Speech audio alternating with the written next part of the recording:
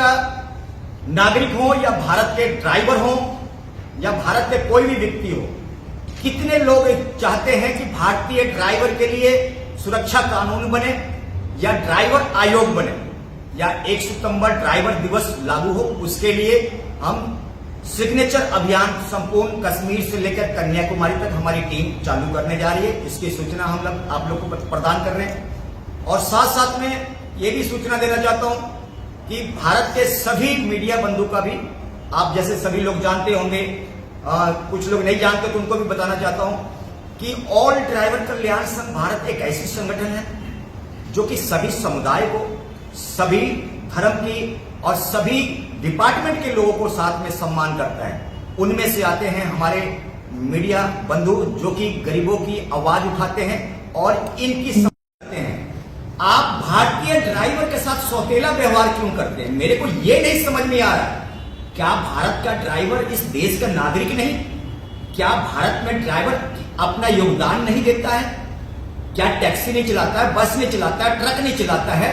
यहां तक कि प्रधानमंत्री महोदय जी, आपके नजर में डालना चाहता हूं, जिस बिल्डिंग में आप बैठे हैं और जो मटेरियल आपको खाने के लिए प्रोवाइड किया जाता है, वो मटेरियल एक ड्राइवर के थ्रू आप तक पहुंचता है। आपका स्टाफ हो या आप जब इलेक्शन करवाते हैं, चुनाव करवाते हैं, उस स्टाफ का भी ढुलाई जो है एक भारतीय देश का ड्राइवर करता है। घुमाने का काम इस देश का ड्राइवर करता है। मैं भारत के महामहिम हमारे प्रधानमंत्री महोदय जी से निवेदन करूंगा कि आप जल्द से जल्द भारतीय ड्राइवर के लिए, पुनर्वास के लिए, उसके सुरक्षा कानून के लिए जल्द से जल्द कानून बनाया जाए, रूल बनाया जाए, नियम बनाया जाए और उसके लिए एक्सीडेंटल बीमा लागू किया जाए। अभी चुनाव, नरेंद्र मोदी जी, बीजेपी ने अभी इलेक्शन लड़े हैं, चुनाव लड़े हैं। बहुत अच्छी बात है कि हम सरकार का स्वागत करते हैं कि बहुमत में आइए। खैर, हमारा सवाल ये बीजेपी या कांग्रेस का नहीं है, हमारा सवाल है सरकार से।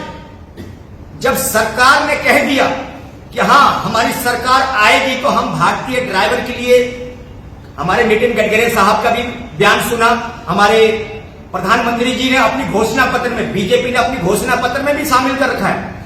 पर देश को, ड्राइवर को कब तक आप जुमला देते रहेंगे?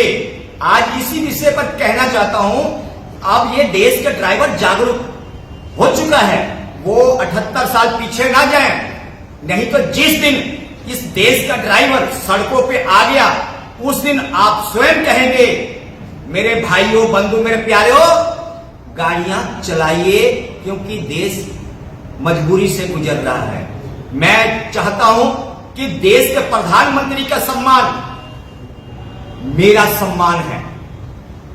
मेरे देश के प्रधानमंत्री के कभी ये ना कहना पड़े, मेरे प्यारे मित्रों, दोस्तों, भाइयों, गाड़ियां चलाओ या बाल धुलाई करो, क्योंकि उसमें आपकी अपमान है। समय रहते हुए, वक्त रहते हुए भारतीय ड्राइवर के लिए एक कर रही है फूट डालो की राजनीति, समझ रहे ना?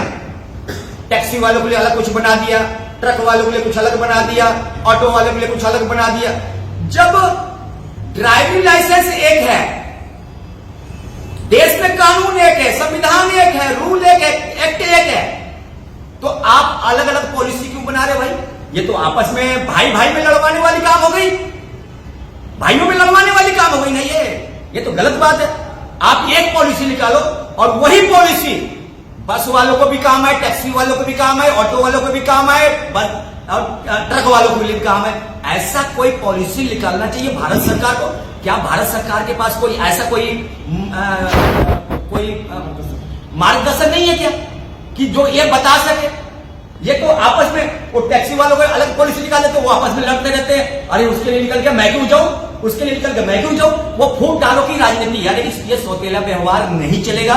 ऑल ड्राइवर कल्याण संघ भारत से सुरेंद्र प्रसाद इस बातों को, इन शब्दों को विरोध करता है और आने वाले टाइम के लिए आपसे आगे करता है हाथ जोड़ के कि भारतीय ड्राइवर के लिए सुरक्षा कानून